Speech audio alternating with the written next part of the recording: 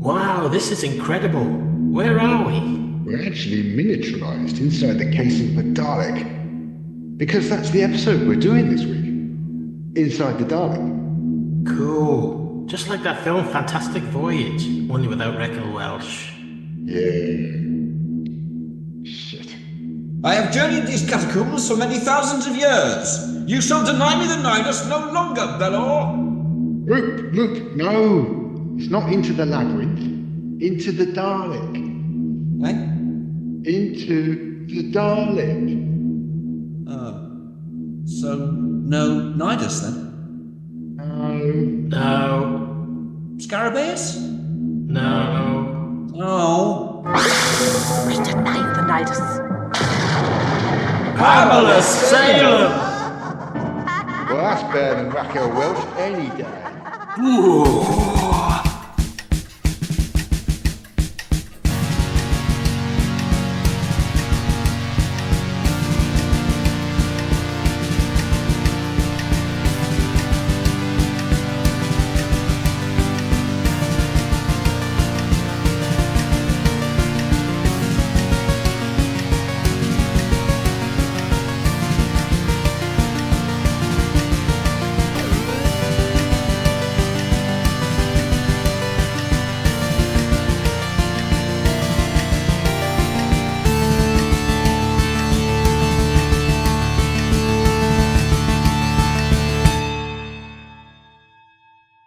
Time Ram! Hello and welcome to Time Ram, the podcast that's like a king vampire, immortal and free. That's a reference about 8 people who are listening to this will actually get, if I that. see the idiot has joined us. I'm Paul Ferry and I'm joined as usual by my co-hosts Rupert Booth The idiot, hello. and Barry Williams. Let me drink your blood. And tonight, as we always do, we'll be... I wouldn't say that. That's a bit topical at the moment. With the Daleks, and are you not aware? No? What? Right. There have been further Epstein files disclosures, which are just appalling shit. Oh, God. And there's drinking blood involved. Yeah. So maybe don't. Yeah. That will be weeks ago by the time this comes out. I was, of course, referring to vampires. Yes. Yeah, that makes it better. Not Epstein's. Epstein's are worse than vampires. Yeah. These vampires are honest. And dead. Yeah. Ooh, controversial. Epstein's dead, so, Yeah. Or is he? Yeah. Yes, tonight, That's the sequel we don't want. as usual, we'll be taking a randomly selected Doctor Who episode and ramming a randomly selected Doctor into it. And this week it is the Peter Capaldi episode Into the Dalek, which will be having David Tennant as Dr. 10. We need to hello. specify that now. We do, yes. Yeah. Inserted into it. Yeah. It's one of those ones that's fairly close together, but it would probably be quite different. The Doctor would be very different. I don't think the story or the production are different at all. The Doctor's really different. Yeah. That's where I'm at, and it's not as good. Just Capaldi makes it. I love that really early Capaldi where he's harsh as fuck. Yeah. So abrasive, isn't he? Yeah. Absolutely like early Hartnell. First season Hartnell, where you can't say a word right or he just go off on one at you. Yeah, I love his first series, Capaldi. Everybody always seems to veer towards his last or the middle series. The first is my favorite of his 3 series. With his last being second, I would have said, and the middle one last, in my opinion. Yeah, the middle one I'd say is his weakest, but yeah, there's good. I love his era. They're quite brave here. I mean, they make him so abrasive. They're fans. They know the last time the show attempted it, it was the Colin Baker era, and they got cancelled. But also they're fans, and they know the first time the show attempted it, it ran for 60 years. Yeah. Yeah. Yeah. Yeah. Colin was in a stupid costume and wasn't given the sparkly stuff and didn't last long enough. Yeah. You know, it's all a misfire, isn't it, really? That era. Yeah. Yeah. Yeah. So many wrong decisions. Yeah. Yeah, I think if they'd given Colin a companion who was more like Clara is in this, who was kind of Yeah. trying to kind of understand He's him not and that. taking it. Yeah. Yeah, but Yeah, also has boundaries. Also goes, look, don't you? Hey, I'm your carer. You Yeah. know, I love that band. I love that. That's great. That little bit. Yeah, I'm his carer. And yeah, then his response of, yeah, she cares, so I don't have to. That's beautiful writing to my mind. I love yeah. that dialogue. Yeah. And they both carried Whereas, off chemistry straight away. yeah. Whereas with Colin, you've got Perry, and this is not at all Nicola Bryant's fault. Nah, It's the way she was written. But I mean, absolutely. she's just written as somebody that every second they step foot on Earth, you're thinking, just run as fast Yeah, as you can away from this yeah, just guy. get out You of would there. Yeah. not stay there. Literally, Perry, you're in Acton in 1985 in the Yeah, next story. Leave now. yeah, You're yeah. back home. With Perry, it feels yeah, Go like away. abuse. Yeah. And yeah, she's written as victim, and it's yeah. weird, It really. is weird. It's Now it's very, kind of, especially in terms of what had people like Sarah and Leela and Liz Shaw, yeah, for fuck's yeah, sake. She is really written as victim, and yeah, it's odd. It is odd. It is odd. I love the Colin Baker era, bizarrely, yeah, despite all that, and I love the chemistry they have when they're allowed to. I wish yeah, that had yeah, been allowed to develop, and I wish he didn't have that fucking costume. yeah. Yeah. It's absolutely nothing. Like I say, absolutely nothing to do with the actors. Mm. They're pitch perfect. It's Yes, Yeah. what they're yes, given to they're doing work with. precisely what is written Yeah. for them. Yes, the dialogue. Yeah. Um, Yeah. well, I mentioned tangents, didn't I? Yeah. Yes. Yeah, and we've done it already. Hey, because we're So not once going I to. This is it. You know, Baz is going to go through the plot, and we're going to go. Yes, that's what happens here. Nothing much changes, unfortunately, apart from the character of the Doctor. yeah, Go ahead. Time round. Well, yeah, we open as usual with the pre-credit, as you'd expect. yeah, And it's a big space battle with Daleks, which is quite exciting. yeah, And we get to see inside one of these ships. It's a little fighter ship, but it's been flown by a pilot called Jeremy Blue. Journey Uh-huh. Blue? Something blue. Journey Blue. Journey Blue. And her brother.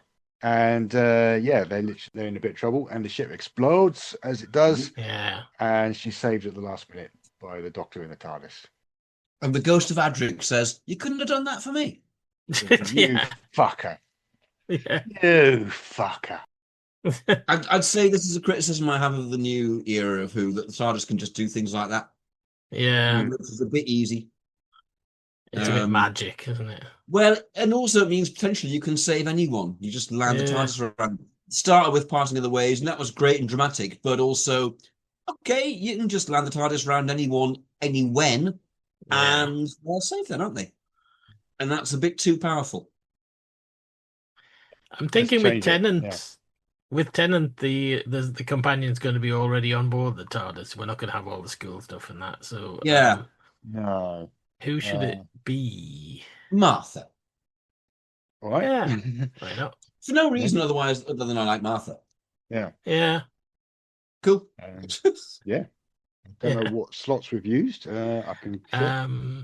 I don't want to talk about Martha slots. Filth. Right. We've only used gridlock, so there's lots of opportunities there. Oh yeah. Well, we can't replace a Dalek story because although she does have a Dalek story, it's a two-part. Two-part, isn't it? So we could replace. We could replace anything really. Just replace the Doctor's daughter. Like this one belongs. Oh no, Doctor's daughter's the next season, isn't it? Yeah. Feels like this one belongs early in the season. So, Flesh apart and from that, yeah. No, what's it called? The werewolf one. Is it the werewolf one? Yeah, the Pauline Collins episode. No, that's with the Rose. No, that's Rose. Yeah. Oh yeah, it is. Oh shit. Yeah. We're brilliant at the Tennant era, aren't we? We're kind of encyclopedic about classic Who, but yeah, we're old. There you go. Well, I guess they do the Tennant thing, don't yeah, they? They meet up, they do the historical, and then they do the future story, which is Gridlock, which we've used, and they do that every season. yeah. Not that RTD repeats his format at all. Yeah. I was quite We're pleased when not saying that at all. Moffat came in and just shifted things about a bit. That was quite Yeah. a bit of a relief by that point. Refreshing. Yeah. Yes, Indeed. yes. Yeah, absolutely. Watching it again, I remembered how much I enjoyed the Moffat era. I really put it, above all else in Above all else. Above all in New Who. else. Yeah. All else. Apart from Eccleston's season, which is great. Yeah.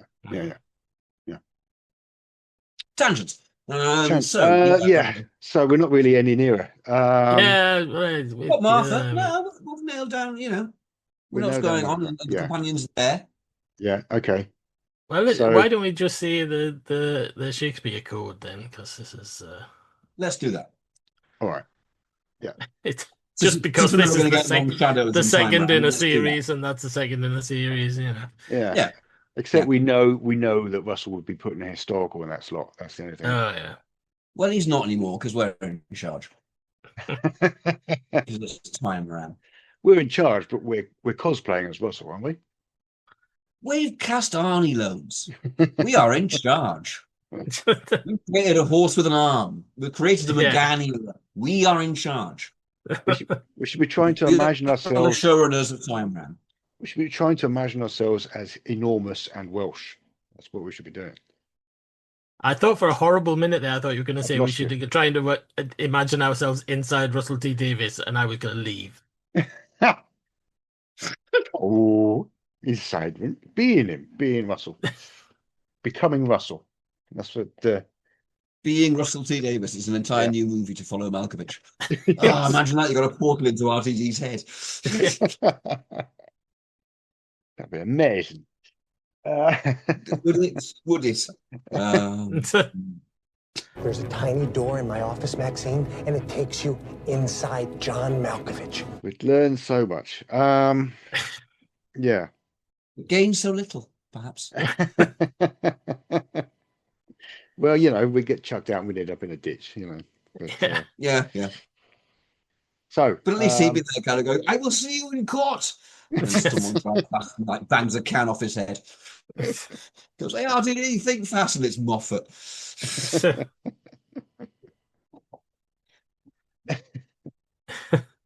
Well, we're no further forward. So, why talk about RTD anyway? Because it's the Moffat era. Yeah. No, I suppose because we're saying it in the Tennant. But we're in charge. Yeah. We're translating it into RTT. Just pretend it's like time based all over again. We can do what the fuck we want. And we don't even have to. We don't even have to have the thing of we can do what we want if we can make it and film it. Because it's all in our heat. So here we go. Yeah, they're in the TARDIS. It's season 3, blue suit. Yeah. Martha. Yeah.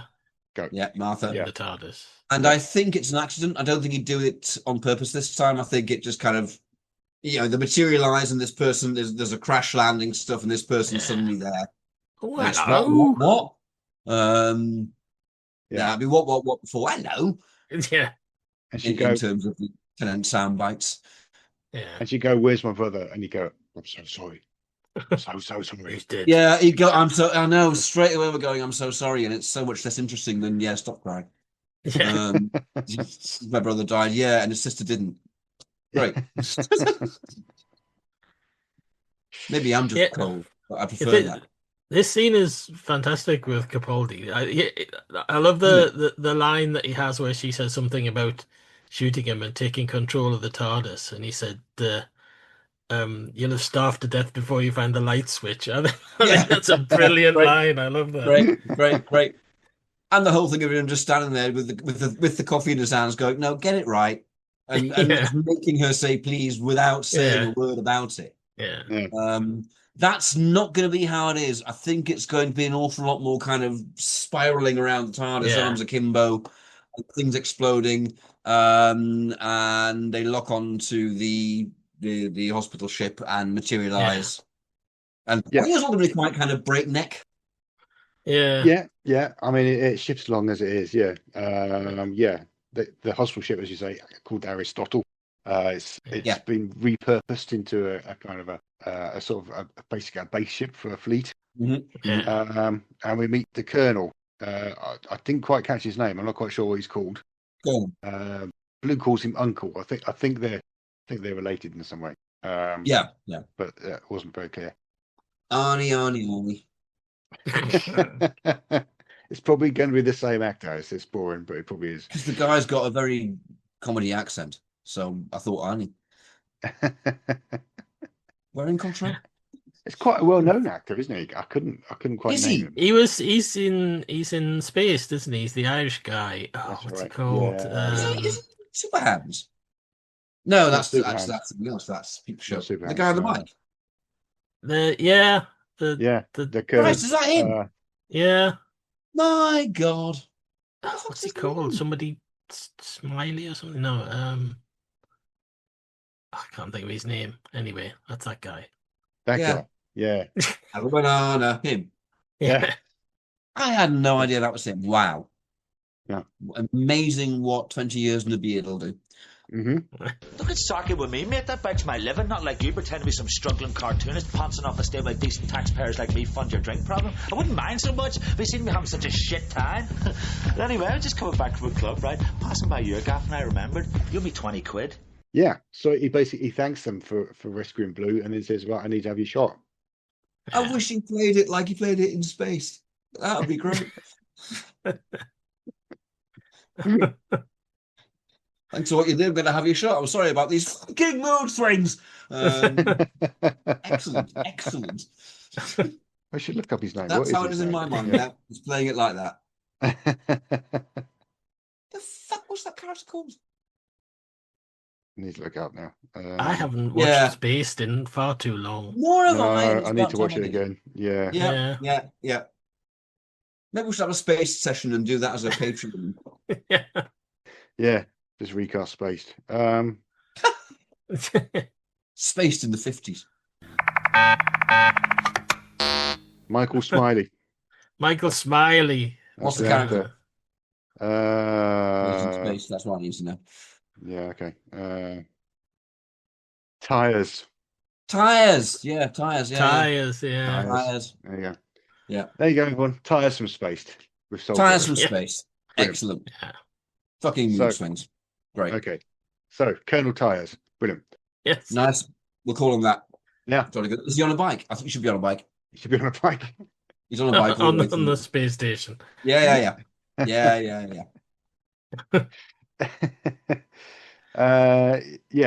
He's going to have him shot until Blue tells him that the doctor is a doctor. At which point they're like, "Oh, we do have a patient, actually."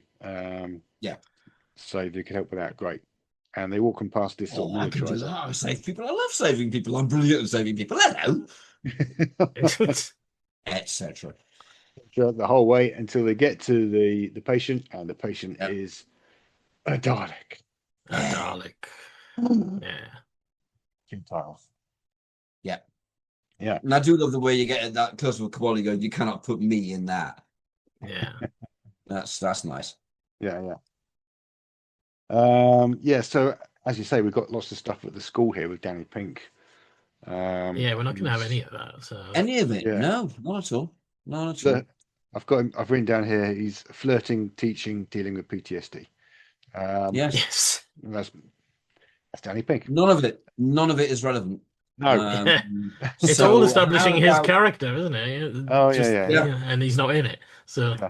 Let's have a flashback to Skaro. Let's have a flashback to this Dalek being born and putting its case and always having a feeling it was a bit different. You know, like that great CGI fan film. What was it called? Not Deliverance, Acceptance, something like that. Which was like it had Daleks just kind of committing suicide and going off the edge of a thing. Yeah, I don't think Have you seen that? Yeah. No. Oh, it's excellent. It's really good. It's really, really good. But something like that, going, no, just mentally going, this is wrong. This, but that's not what it's about, is it? That's not what the story's about. The Dalek. was the same as every other Dalek until relatively recently. Yeah. It's a shame because you could have had him on Skaro with his dad going, "I do not want to go to war. Oh, going to war not good enough for you, is it? Think you're so bloody special? You should learn about tungsten carbide drills. I went to war. Your grandfather went to war. There is more than that out there, Father. There is love. There are flowers. I want a pet Magnodon. I will call it Dave. We should do a story about the nice Dalek. The nice Dalek. Yeah. Excellent. We're going to try an audio adventure series about it. Where have you been? Just picking flowers. Eliminate. Resistance is fine, actually. Oh, no, son of mine. Your mother is very upset. We do not have mothers. Yes, that is what we told you. I hate you, Father. Leave me alone. Finally, you are a Dalek. I cannot win. Yeah, you have become a mature Dalek. Let me look at you. Another reference nobody's going to get to. Yeah. Indeed. Yeah. A Dalek soap. We do a Dalek soap. There we go. Dalek soap, there we are. It's all about relationships. It's all about interpersonal. Yes. Go to your room. I have exterminated my room. I know this is getting perilously close to put it in the curry, so. Yes. There is that, yeah. So let me ask you a question about this brave new world of yours. When you've killed all the bad guys, and when it's all perfect and just and fair, when you have finally got it exactly the way you want it, what are you going to do with the people like you?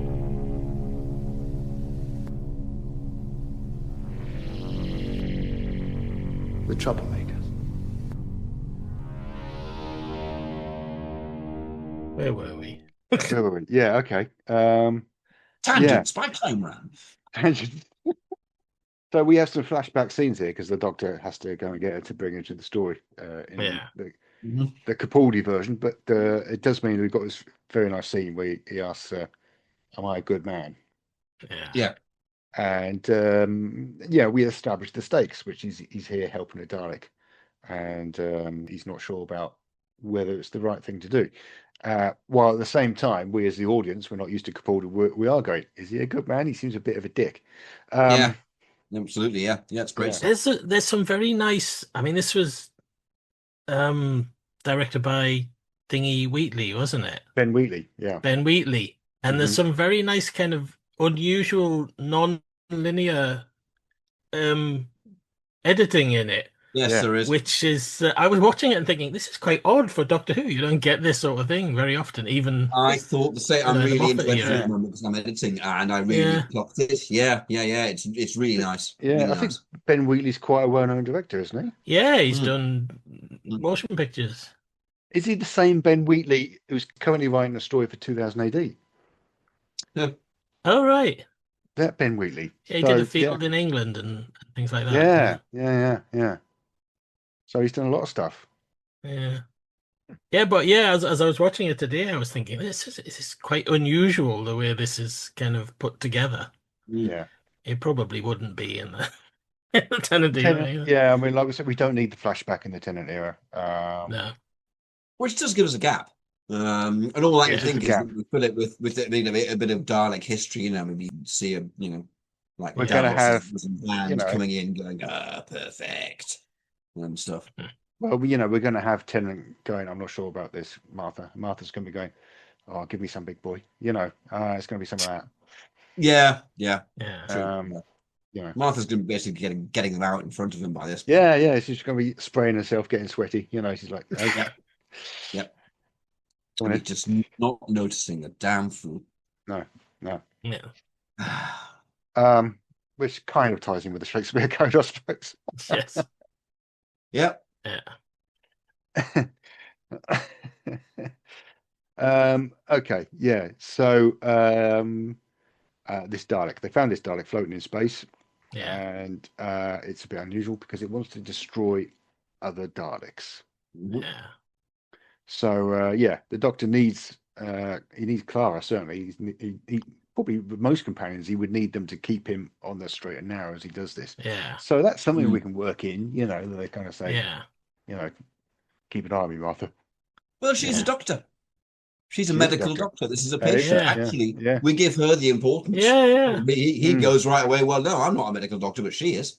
Yeah. And we give her agency straight away and can make it different. That'd be good.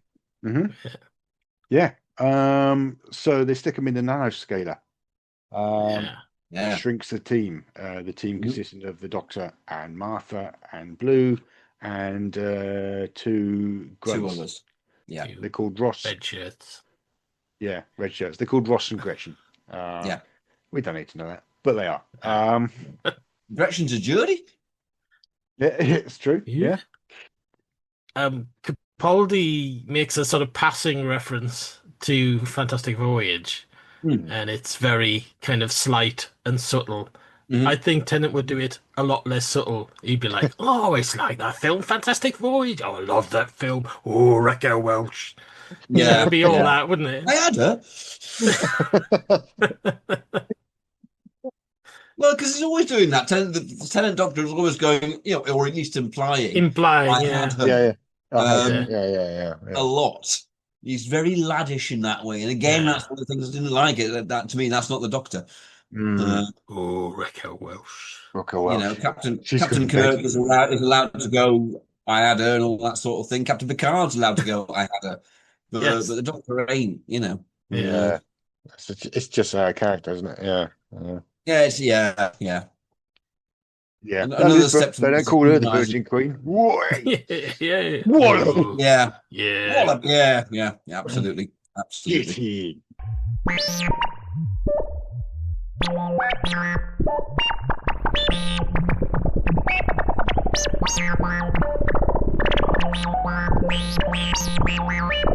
Please be quiet. So, there's not a lot of opportunity for them to swim around in the bikinis. No. They get injected through the Dalek's eye, and then they're kind of down the ice storm, really, aren't they? Which looks very nice. You look similar in the Tennant era, perhaps maybe not quite as smooth, but it'll be SD.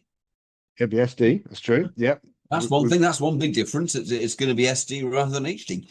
True. That's true. Yeah. Still going to be 625 lines. Yeah. Amazingly enough. And the Doctor tells us that we're entering the most dangerous place in the universe. Yeah. I mean, compared to being inside a star, I would have said maybe not. But near a black hole, things like that. Yeah. But things where you're immediately dead. Yeah.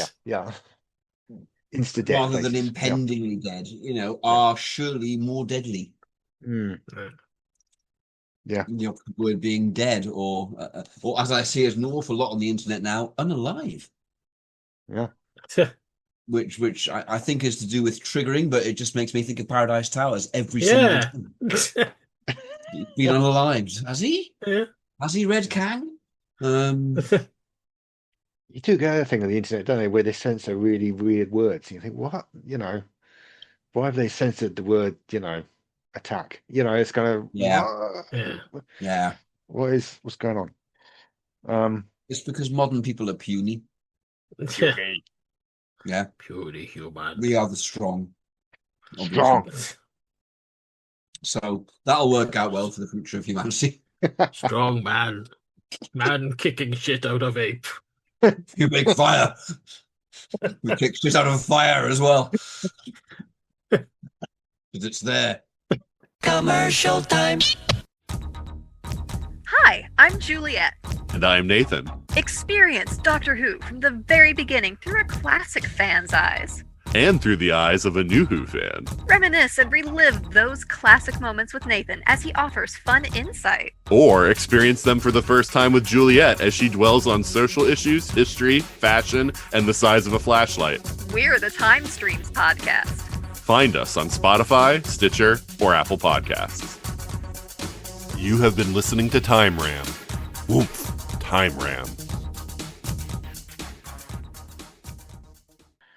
Anyway, fucking horrible. It's fucking horrible. It really is.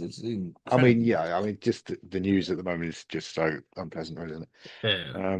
Unremittingly hideous. And it wasn't always like this, was it? We're not being nostalgic, are we? This is just rational comparing to how bad things used to be compared to. I think it maybe just wasn't reported as much. Yeah, it does seem like from 2016 onwards, things have been just particularly just unremitting. 2016. Yeah, what happened in that year, particularly? David Bowie died. We all grew goatees and went to the mirror universe. That's what happened. Yeah. Well, we didn't, but yeah. 10 years of crawling through shit. That's what this has been. Yeah. Anyway, I'm not going to stop. Yeah. Anyway. Hey, laughs. Doctor Who. Good. Hello, Doctor Who fans. Bet you came here to relax a bit, didn't you? Just take a load off. Yep. I know. I'll listen to those funny boys from Time Ram. They'll make me feel better. The world's fucking shite. We're all going to die.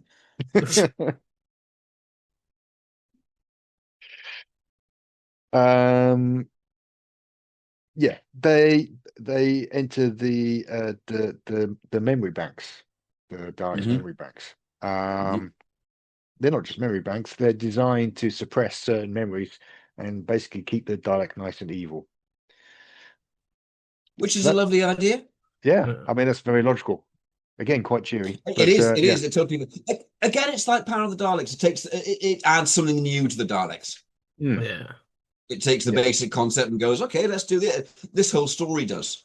I like that. It is very easy to just do the Daleks because they are the Daleks and they are what they are and they don't really deviate from what they are very much. And that's the point of them. They're kind of hard to do something new with. Yeah. That's one of the failings of them. But then they would have a design to last for 60 odd years. No, I'm sure Terry Nation wasn't going, aha, this will last 60 odd years. Absolutely. I don't think he was. I really don't think he was. No. I think he was going, can I afford to get some more whiskey? Because I have 7 episodes to write. And my Christ. So let's watch the Bolshoi Ballet. Hang on. No, I think you'll find it's the Georgian state dancers. Oh, sorry. Yeah, that's you know. I'm terribly sorry for that. Listener.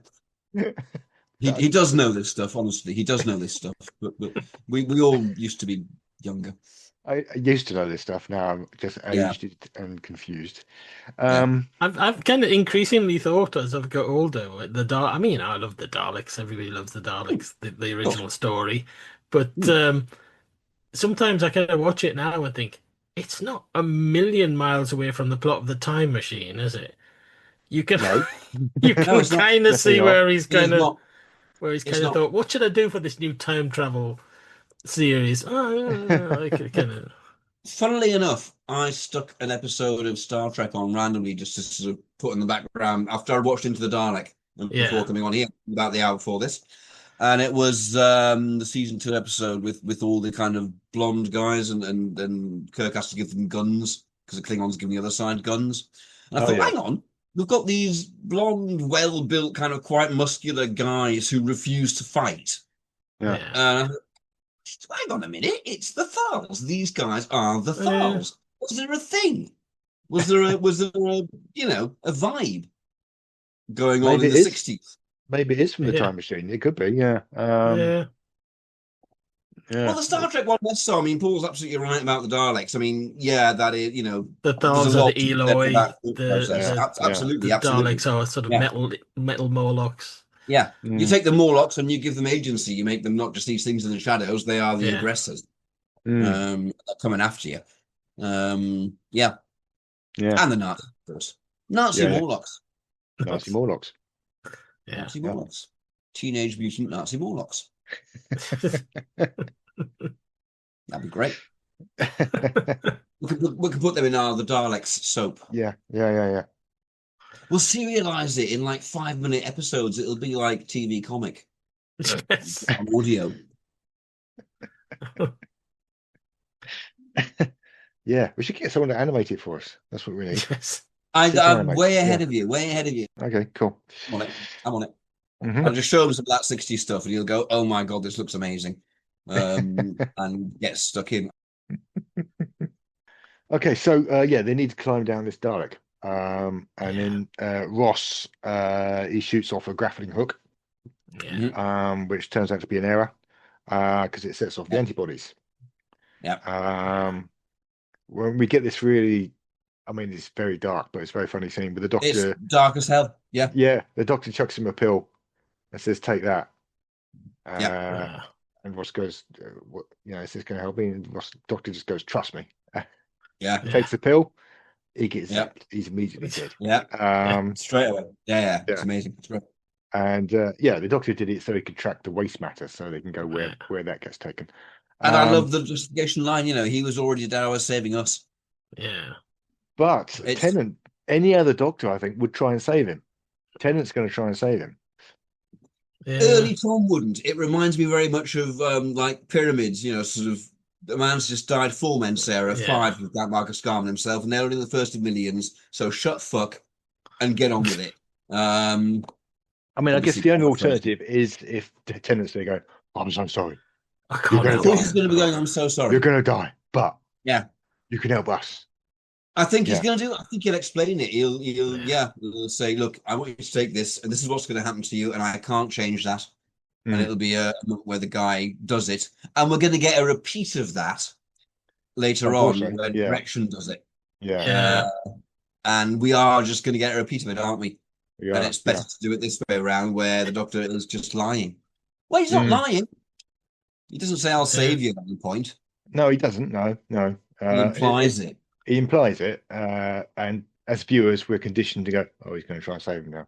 Yeah, and he just doesn't. Which is different. It's lovely. I love it.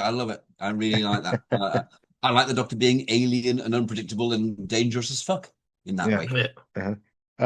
So Ross is gone, and the others they just go down this chute. They disappear down this pipe, which is where the remains end up, and they land in this goo pit where it's the least secure area. Antibodies don't need to go there because it's just food. It's dead people. So nice. Which does, I'm not entirely sure where the rest of this food is supposed to come from, because it's not like the Dalek regularly has people inside it that the antibodies deal with. Well, you can see the scale there. That's like a thimbleful. So fly. Yeah. Maybe Daleks eat flies. Maybe that's why they've got the greed in their next sections. It's to that's where the flies come in. They just suck them in, put them in their food blender. They just got those zappers and they just. Why don't you eat your flies? I don't like flies. I don't like flies. I prefer the sprouts. I want to eat Coco Van. Coco fucking Van, no son of mine. Your mother is saying we should exterminate you. You always blame Mother. I think you want to exterminate me. I'm a fucking Dalek, son. I want to exterminate everything. You do not get it. Can we put a ring modulator on those bits? That would be amazing. That's the exciting thing. Nobody in the universe can do what we're doing. They crawl through another pipe and they get to this area that's radioactive. And this Dalek, the Doctor's called the Dalek Rusty. Because it is. Yeah, absolutely. Yeah. So they kind of talk to Rusty. Rusty's suffering from chronic radiation leakage. and they get Rusty to explain what happened to it, and it tells them that it saw beauty, it saw a star being born, which is nice. David Bowie. Yeah. It was there in 1968 or something, it's just kind of like in the audience. Just kind of go, do not mind me, I am finding myself. Isn't it a film, A Star is Born? Isn't it a film? It's everything, isn't it? It's a movie, it's a musical. It's cliche. Yeah. Yeah. My father would not understand this music. Why can't he listen to death metal like the rest of the family? That's exactly what Daleks would listen to, isn't it? Death metal, of course it is. They call it like Extermination Aluminium or something. Extermination Dalekanium. That would be the band. That's the one Dalek band that there is. Extermination Dalekanium. The song just goes, exterminate. Exterminate. And it's number one every single week. And there's just rows of them with their eye stalks going like this, like headbands. Just, we are in the mosh pit.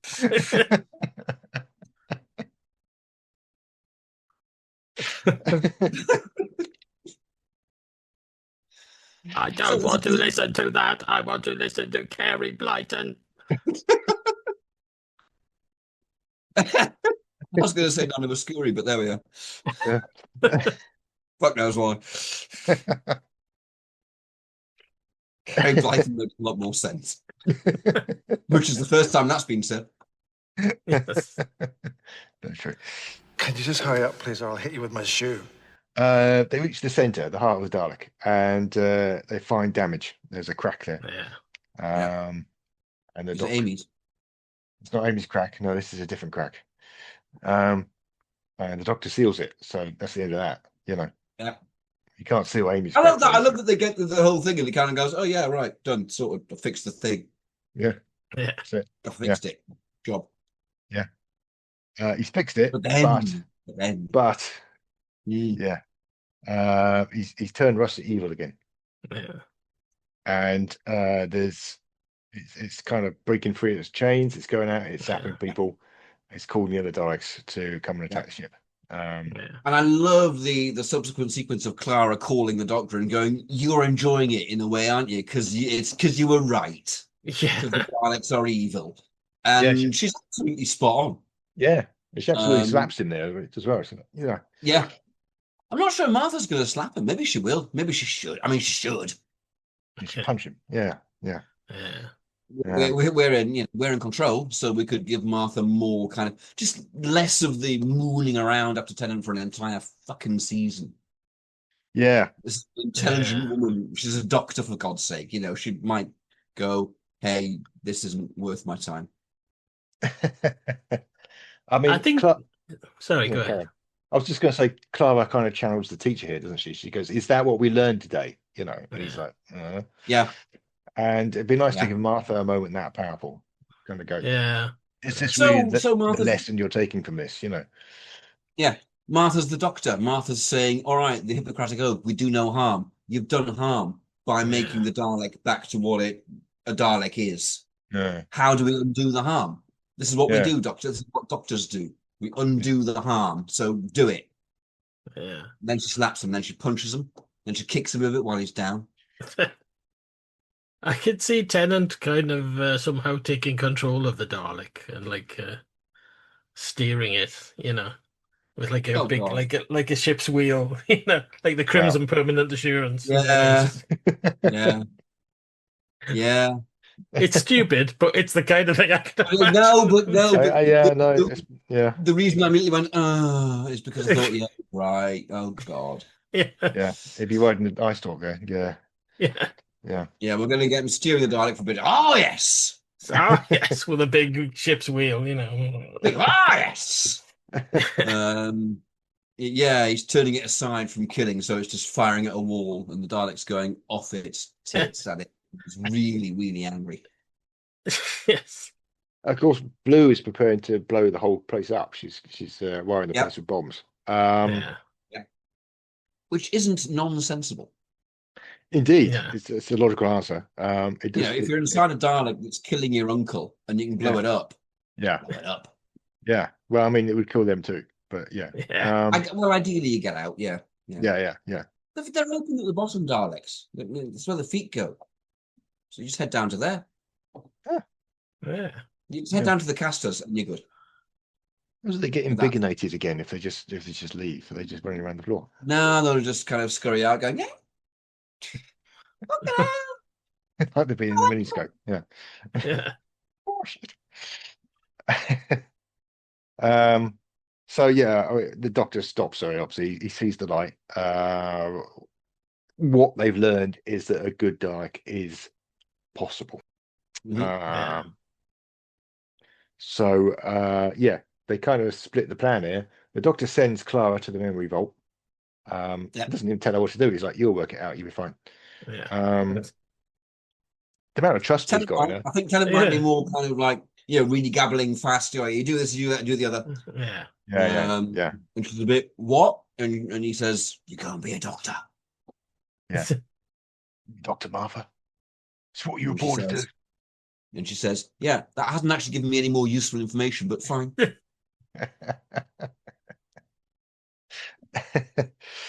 And we get Gretchen's big sacrifice because, of course, to get up there in time, you're going to need the grappling hooks. My headcanon is that Gretchen's ancestor is the hold hard guy. That's absolute canon to me. So at some point she goes, "Hold hard, Doctor. Hold hard. Hold hard, Doctor." A little tear in his eye. She's about to give up, and her ancestor appears to her like Obi-Wan Kenobi going, "Yeah, hold hard." Was didn't give up against the Rani, did was? Nah. And she goes, "Finish this off and you can have a Toby." Me? I'm so ghostly I cannot even hold it.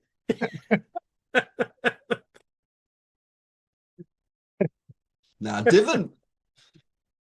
Gonna hold the drink. It's so embarrassing. And she goes, "Ari," and that's that. That's the Geordie way. Well, obviously, we can't have her meeting Missy. That's not going to happen. No. They'll have her singing kind of, "Oh, my lads, you should have seen them cannon," as she's firing at hooks and blasting off against the thing.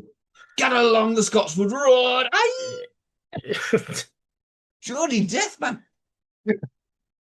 Oh, that knacks. Carry back a corpse and can he do the cemetery? Be the best death cleaning Doctor Who ever. Oh dear. Yeah. So... I wonder how many times you've said "oh dear" in this entire podcast. We should do something. It'll be like Tom going, "What?"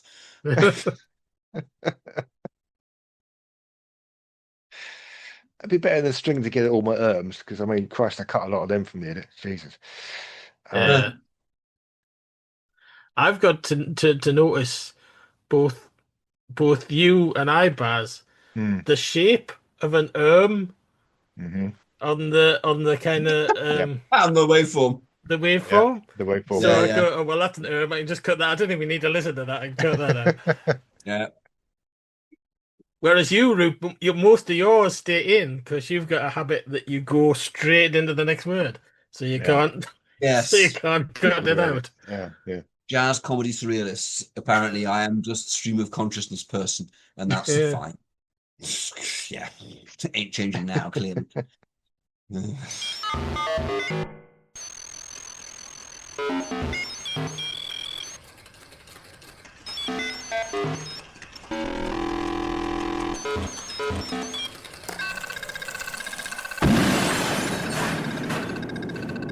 Thank you, Doctor.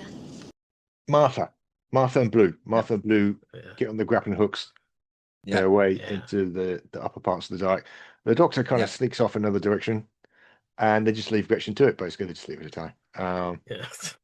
So, come, lad, you should see this gun. Come on now. This one's for Gaza. It's a very different scene. It's beautiful. It's beautiful.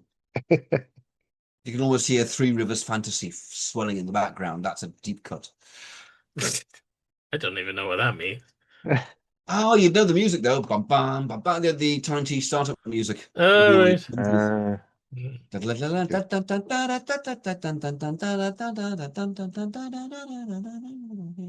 Fading out.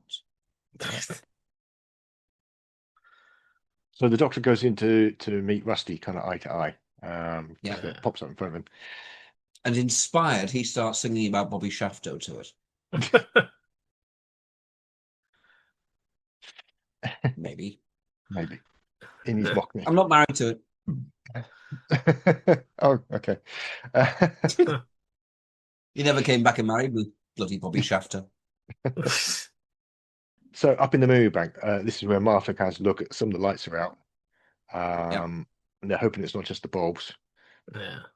I was thinking this is kind of like reverse Hal from 2001. Yeah. Lit very much that. Rectangles in sequence. Yeah. It's more tubing. Yeah. Which is always good. I like a bit of tubing.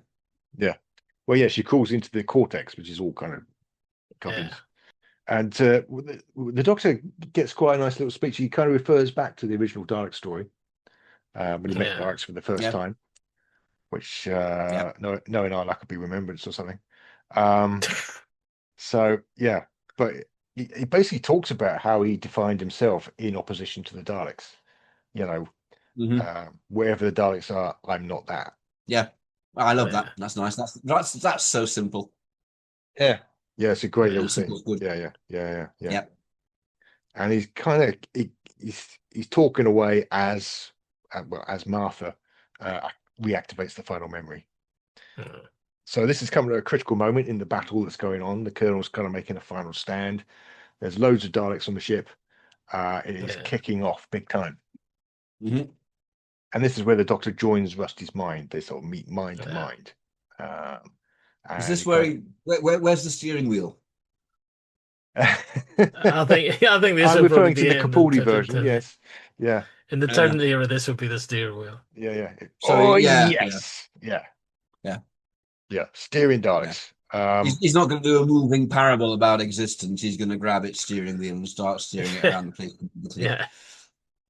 What's interesting about the Capaldi version, certainly, is that once they touch minds, Rusty realizes that the Doctor's hatred for the Daleks is the most impressive thing. That's the bit that really turns him on. He's like he's inspired by the Doctor's hatred. It's actual you pure hatred. Yeah. It's like Spock. He can never quite achieve pure logic because he's not purely Vulcan. It's like the Daleks go, fucking hell, man. That's proper respect. It's making a very. My father would like you. It's making a very interesting point, isn't it? We started off with the Doctor saying, "Am I a good man?" And then here, what the Dalek takes away from that is his pure hatred for Daleks, and maybe that's not enough. Yeah, to be the Doctor, hatred of Daleks isn't enough. There needs to be more. There's some interesting stuff going on here. There's a lovely depth to his early episodes. And it's I think it's absolutely right that this one was originally followed by Robot Sherwood, a frothier one where Capaldi gets to do lots of typical Doctorish stuff and have fun. But the first two have got a lot of depth to them in terms of the character, and in terms of the self-examination that you'd expect would happen with regeneration. Yeah, you're learning yourself again. What's the same, what's different. It's a fascinating concept, and I suppose not something you can go into too much in Doctor Who with it being basically an adventure romp. But it's nice. He's going, who am I? Am I a good man? Yeah, his hatred of Daleks all I've got. He's really undercut by this. And of course, that's the sort of thing that generally means that someone is good when they question themselves. Yeah. That's the kind of person I trust. So it's lovely. Yeah, it's not just a case that Clara cares, that he doesn't have to. He does care. Just he hasn't quite connected with it. Yeah, it's interesting. And it's one of those things, the decisions the Doctor has to make sometimes are way beyond anything we would ever have to. Yeah. And sometimes there aren't any right decisions. There's the least worst. which is something he talks about in a later episode. So yeah, absolutely, yeah. This is the Doctor. President Light, I am Boss.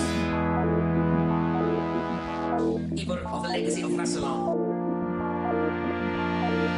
Defender of the laws of time. Protector of Gallifrey.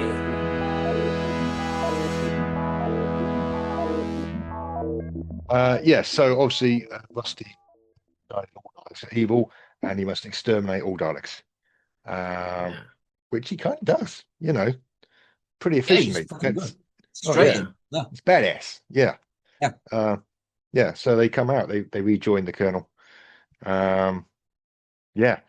And Rusty goes off to carry on his adventures hunting down Daleks across the galaxy. But the Doctor's not happy. That's it. And we get this scene where Blue wants to go with them. She actually says goodbye to her uncle and says, "Right, I'm off now."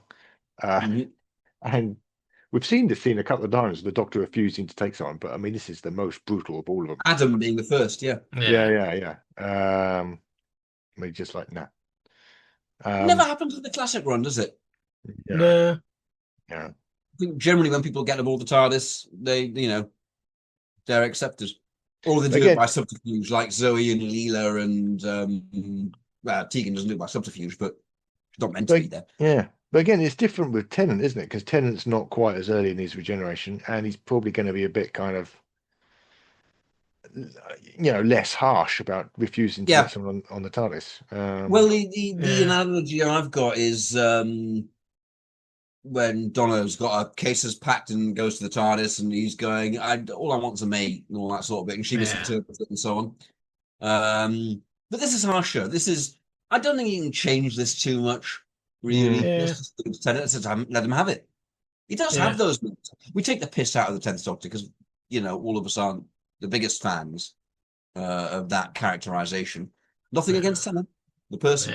And the actor, very, very good. I have a lot of time for him and him as an actor. I just don't like the 10th Doctor very much. I mean, RTD's not averse to that sort of thing because you've got Adam, haven't you, in the Eccleston series, where basically he takes him on board, he turns out to be an arsehole, and then he ends up just going, all right, fuck off. The difference here is that Blue hasn't really done anything wrong. The Doctor doesn't even dislike her. He dislikes what she represents because she's a soldier. I mean, okay. Yeah, indeed, absolutely. I suppose with Tennant, maybe he's that disturbed by what's just happened inside the Dalek that he's kind of he can't even deal with it. Maybe it is just a case if he goes to TARDIS and says, I'm coming with you, and he just goes no and goes in. Yeah, and that's that. Yeah.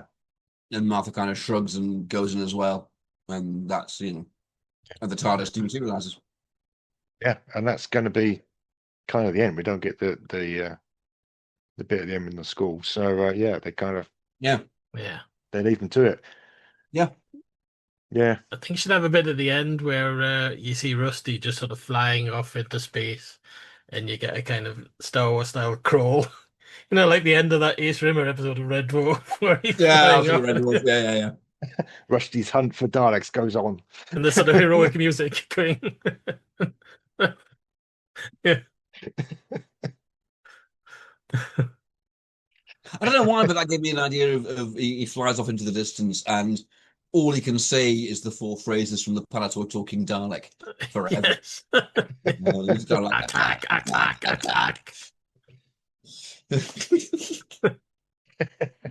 Having framed it up against a nearby star, so he's literally flying off into the sunset. Yeah.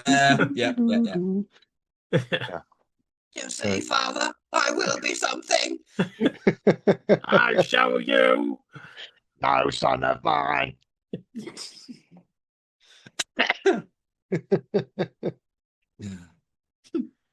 See, this is the arc, isn't it? It's because like his grandfather was Dalek Beauty. And he was so useless that his father overcompensated and became wow. Dalek Major, Dalek Arnie. Yeah. Beauty, Arnie, Rusty. Okay, yeah. Lovely. We all end with Y. Yeah. Sort of sound anyway. Yeah. Except we're going to be fucked up by having Dalek stories completely out of order. Yeah. But yeah. When we did Twice Upon a Time, it was Dalek Beauty. Yeah. Because it was part of them. We're going to have an entire new history of the Daleks. It's love it. It wasn't Davros at all. It was Dalek Beauty. Yeah. Beauty created himself. Yeah. An immaculate conception.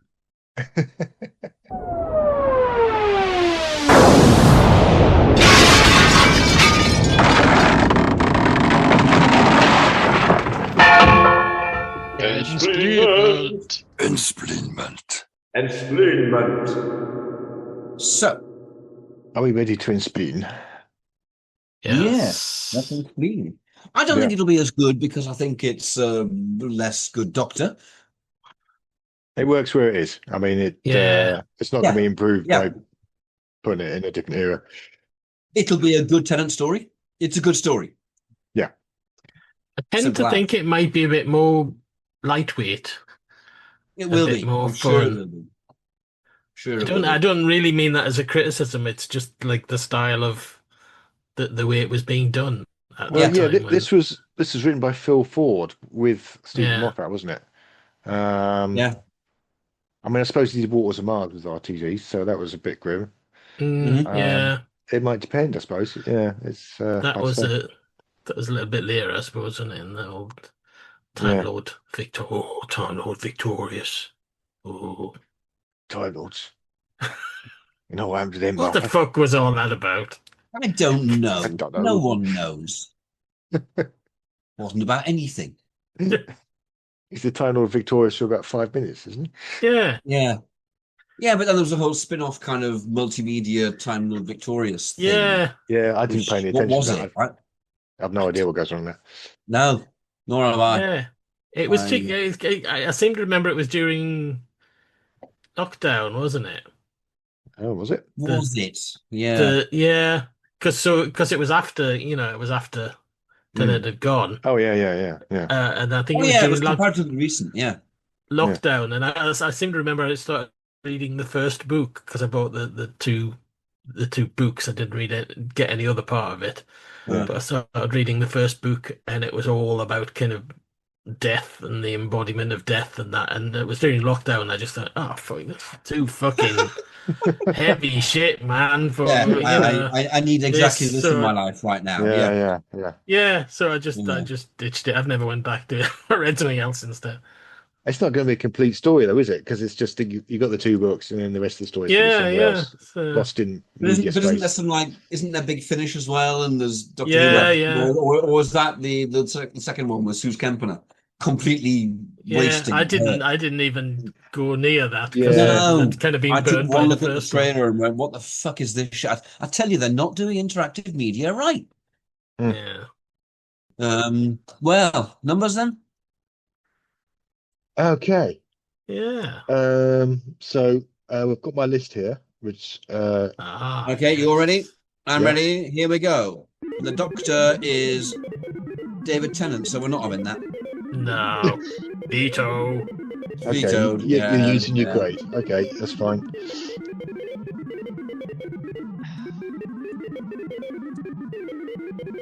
Patrick Troughton. Okay. We've had a lot of him as well, but we'll accept that. But we prefer him, so that's fine. I mean, you've used your grade. You can roll it again if you want. I mean, I think that's fine. I'm down with Troughton. I'm always down with Troughton. Yeah, we'll see. All right, so I've got my list here of 213 it goes up to. Right. 119. 119 was that? Mm-hmm. Okay, that gives us Planet of the Ood. With Patrick Troughton. Patrick Troughton keeps getting news to his stories. There we go. Yes, he does. No change there. Planet of the Ood. It's like the ram is finding its way through us. You know, we're just the vessels. Yeah, it's working through us. It's using us in ways. Yeah, it's using us in ways, and eventually, by the time Time Ram is completed, then we'll know everything. Yeah, it'll all make sense. Yeah, everything will make sense. Yeah. I mean, the whole world. I'm not talking about Doctor Who. Everything will make sense. Everything. We will know. Everything. We will have achieved Nirvana. Truly, we are the Quista Hadara. Uvana, Uvavu, two sides of the same coin.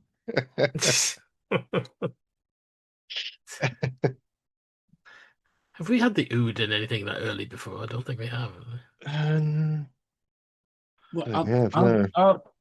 Oh no, there aren't any Good Man Goes to War, are there?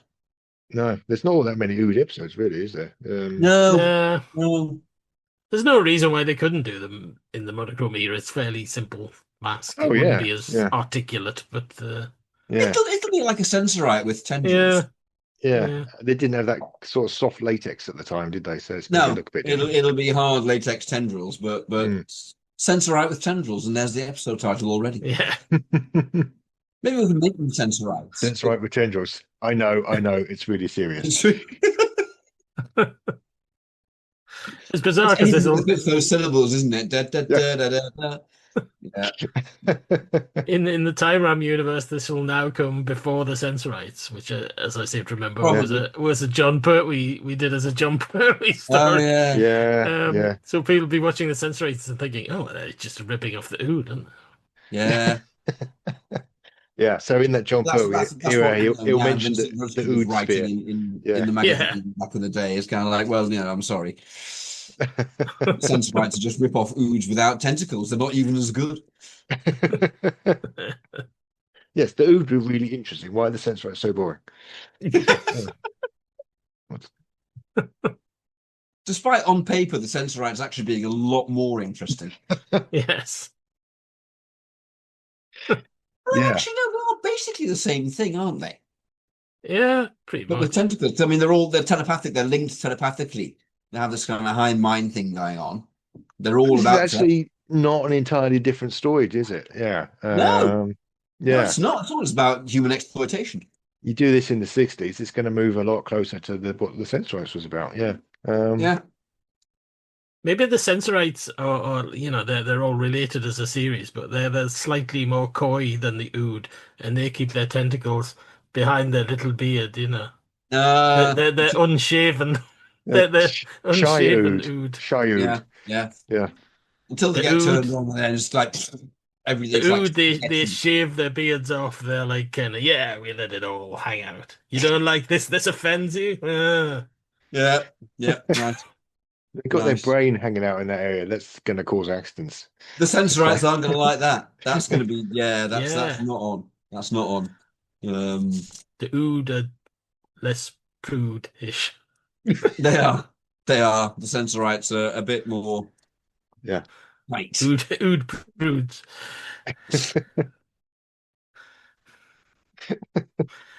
I think we should stop though. I think we should never stop. Jeez. So that was Time Ram. Join us again next time for Patrick Troughton in Planet of the Ood. I've been Paul Ferry, and joining me as usual have been Barry Williams. Bye-bye. And Rupert Booth. Good night. Morning. Hi. How are you? And good night from me. We'd like to thank Ben Jones for providing our music, and you can join us on the increasingly complicated arrangement that is social media. We're all on Blue Sky. Are you still on X, Roop, or have you gone now? I am, yeah. Alright, I think this week I'm at the stage of refusing to be chased off because there's a load of useful people and useful information on there. I'm not going to have my carefully curated list fucked over by that twat. But we'll see where I'm at next week. I'm not active on it though. I'm not doing anything on it. I use it for research. Stay tuned to find out, listener. Indeed. Buzz and I are off. I'm that excited. Baz and I are also on Tumblr, which is much less offensive. And I'm on Threads as well, and Instagram.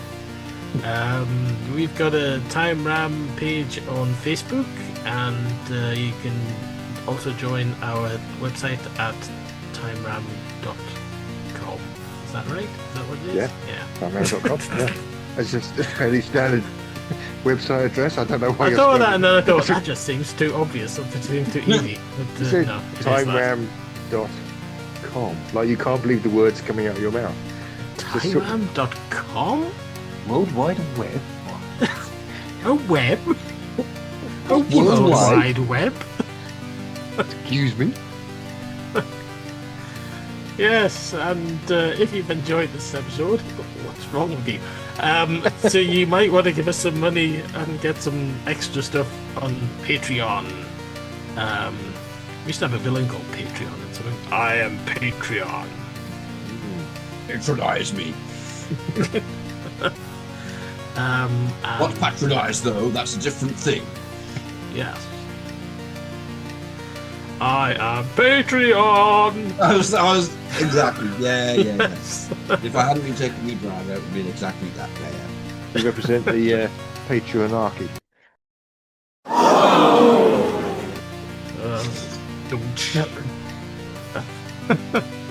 Yeah. Anyway,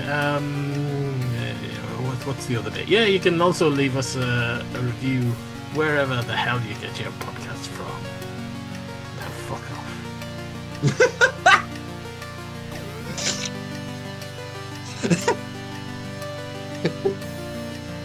Good ending. Very strong.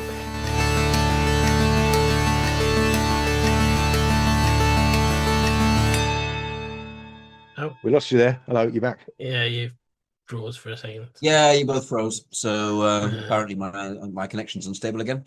Your connection is unstable. Like mine with my father's. Direction point! Direction point! A Doctor Who podcast network.